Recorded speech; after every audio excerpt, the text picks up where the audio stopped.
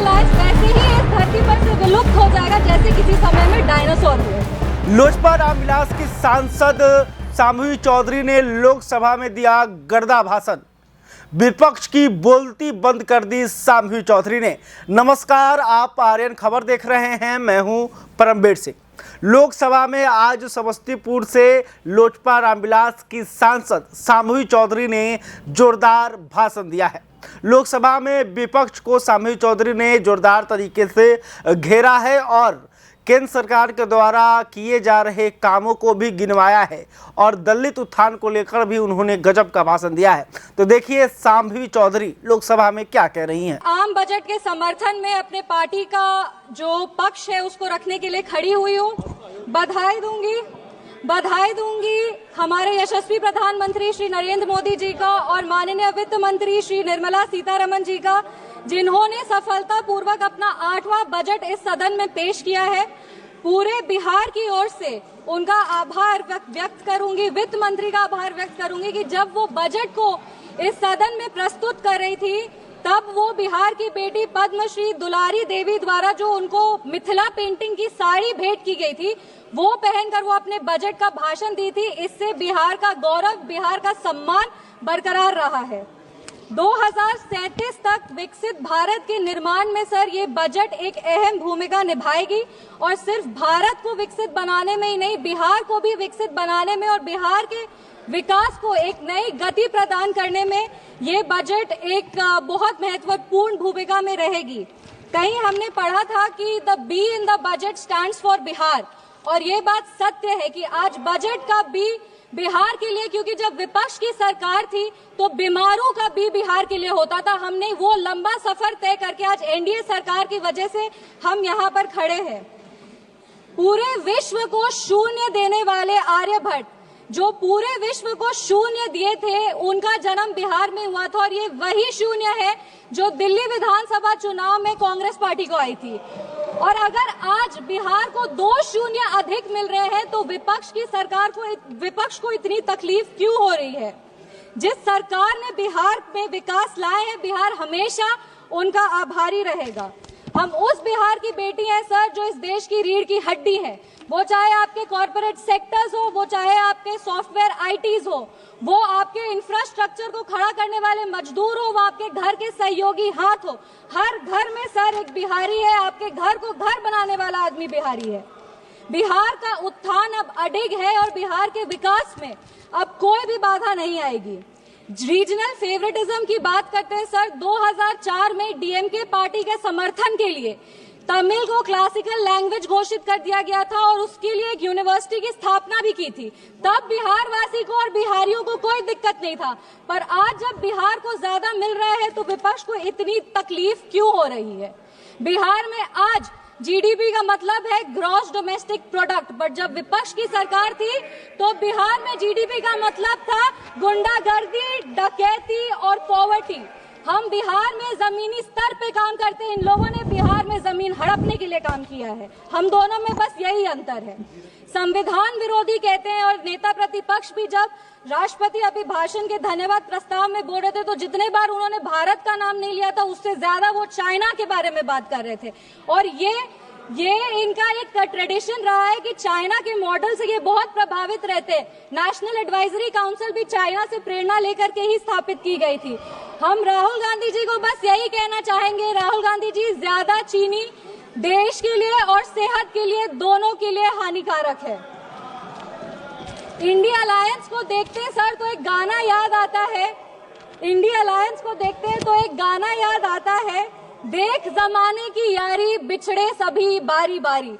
और Bihar election will be the last nail in India alliances coffin. इसके बाद India alliance वैसे ही इस धरती पर से विलुप्त हो जाएगा जैसे किसी समय में डायनासोर हुए थे। अगर हम बजट की बात करें तो वित्त मंत्री जी ने 50 लाख करोड़ का बजट दिया है, जिसमें 11,21,000 जो है वो कैपिटल एक्सपेंडिचर है। ये हमारे देश के निर्माण में एक अहम भूमिका निभाएगी। वित्त मंत्री जी ने अपनी भाषण की शुरुआत ही सरकार के एफर्ट्स को रेखांकित करते हुए कहा कि इस बजट का फोकस्ड ग्रोथ पे है, इंक्लूसिव डेवलपमेंट पे है, प्राइवेट सेक्टर इन्वेस्टमेंट पे है और enhancing spending power of India's riding middle class पे है। ये बजट एक गाइडिंग फोर्स के रूप में अपने आप को स्थापित करेगा और ये इस बजट का ही परिणाम है कि इतने ग्लोबल अनसर्टेनिटीज के बावजूद भी हमारा देश एक फास्टेस्ट ग्रोइंग इकोनॉमी है। Sir, I am the only speaker from my party. मेरे को अपनी बात पूरी करने का पर्याप्त समय मिलना चाहिए। No nation can prosper without respecting its farmers. किसान हमारे अन्नदाता है। अन्नपूर्णा देवी का साक्षात स्वरूप हमारे किसान है। काफी सारी ऐसी योजनाएं जो आत्मनिर्भर विचारधारा से किसानों को सशक्त करने के लिए लिया जा रहा है। प्रधानमंत्री धन धान्य कृषि योजना हो, जो 100 जिले जिसमें कम उत्पाद होते हैं वहां पर लगभग 150 करोड़ किसानों को ये योजना जो है वो फायदा देगी। वो फसल विविधीकरण हो, सिंचाई हो या ऋण उपलब्ध कराना हो, इस योजना के तहत किसानों को सशक्त किया जाएगा। Rural prosperity and resilience programme के तहत ग्रामीण क्षेत्रों को मजबूत किया जाएगा। आर्थिक रूप से उनका सशक्तिकरण होगा। आत्मनिर्भरता in pulses. Sir, I am the only speaker from my party. Sir, I have enough time, I know. Mission for आत्मनिर्भरता इन पल्सेस के तहत तूर, उड़द, मसूर दाल जैसे जो उत्पादन है उसको भी पूरा किया जाएगा। आप कम समय दे रहे, इसीलिए हम फोकस पे आते हैं। दलितों का उत्थान के लिए सरकार ने क्या काम किया। पद्मश्री आचार्य किशोर कुणाल ने अपनी किताब दलित देवो भव में लिखा था, जिस दिन समता की आधारशिला पर बनेगा सुदृढ़ वितान, धन्य होगा यह देश और संगठन हमारा होगा अत्यंत महान। जब भारत के भाल पर सुशोभित होगी जाति समता की पताका, तब मिटेगी इस देश की दारुण दुखों की राका। इसी को आधारशिला बनाते हुए एक second sir, let me complete. इसी को अपनी आधारशिला बनाते हुए दलितों के लिए बहुत काम हुआ। उसके कुछ आंकड़े हैं जो हम पेश करना चाहेंगे। महिलाओं को जो महिलाएं अनुसूचित जाति जनजाति से आती है, उनको पहली बार ऐसी 5 लाख फर्स्ट टाइम एंटरप्रेन्योर्स होंगे जिनको 5 साल में 2 करोड़ की राशि दी जाएगी। दलितों के लिए दलित जो बच्चे हैं जो पढ़ाई कर रहे हैं उनके लिए पोस्ट मैट्रिक स्कॉलरशिप प्रोग्राम है और प्री मैट्रिक स्कॉलरशिप प्रोग्राम है। Thank you. Please conclude. Give me 5 minutes, sir. Please let me complete. It is not possible. 10 parties. Please, madam. 10 parties together have been allotted only 17 minutes. Already you took 7 minutes. Post matric scholarship scheme के तहत 2024 में लगभग 4.5 लाख ऐसी छात्रों को 5 करोड़ की छात्रवृत्ति वितरित की गई है और प्री मैट्रिक स्कॉलरशिप स्कीम के तहत 18 लाख छात्रों को 437 करोड़ की राशि दी गई है। सर, अनुसूचित जनजाति बिहार में लगातार जातियों को सिर्फ राजनीतिक लाभ के लिए इस्तेमाल किया गया था जब विपक्ष की सरकार थी। इंदिरा गांधी जी बेलची गांव गई थी हाथी पे चढ़कर, उसके बाद भी उन्होंने सिर्फ और सिर्फ उनके लाभ के लिए दलितों को प्रताड़ित किया गया। जब लालू यादव जी आज समाजवाद पे बहुत लंबे भाषण देते हैं, पर ये बात सत्य है कि अगर सबसे ज्यादा दलित को प्रताड़ित किया गया था तो वो उन्हीं की शासनकाल में किया गया था। हम अपने राष्ट्रीय अध्यक्ष श्री चिराग पासवान जी का आभार व्यक्त करते हैं, जिनके प्रयासों सर 5 मिनट्स जिनके प्रयासों के वजह से आज निफ्टन जैसे जो इंस्टीट्यूट है वो बिहार में आ रहे हैं और आने वाले समय में बिहार ईस्टर्न हब में एक जो फूड प्रोसेसिंग है उसका एक नोड बनेगा।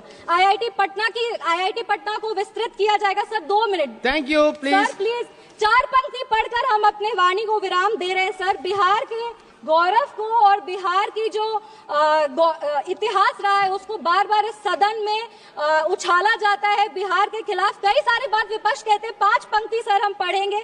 चाणक्य सा ज्ञानी हूँ मैं, जनक सा स्वाभिमानी हूँ मैं, मांझी सा जिद्दी हूँ मैं, बोध गया में सिद्धि हूँ मैं, आर्यभट्ट सा गणितज्ञ हूँ मैं, डॉक्टर राजेंद्र प्रसाद सा राजनीतिज्ञ हूँ मैं, शेर का दहाड़ हूँ मैं, हाँ बिहार हूँ मैं, मिथिला की मिठास हूँ मैं। तो आपने देखा कि शाम्भवी चौधरी ने जहां कांग्रेस पर बड़ा आरोप लगाया तो इसके साथ ही लालू प्रसाद यादव के शासनकाल को भी याद किया।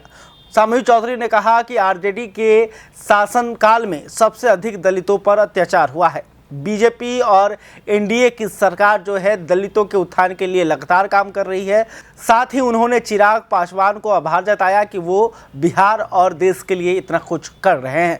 खैर, अभी तक आपने हमारे चैनल को सब्सक्राइब नहीं किया, तुरंत कर लें। इस खबर को लेकर आप क्या सोचते हैं कमेंट करके बता सकते हैं। वीडियो फेसबुक पर देख रहे हैं तो हमारे पेज को भी लाइक कर लें। बहुत बहुत धन्यवाद।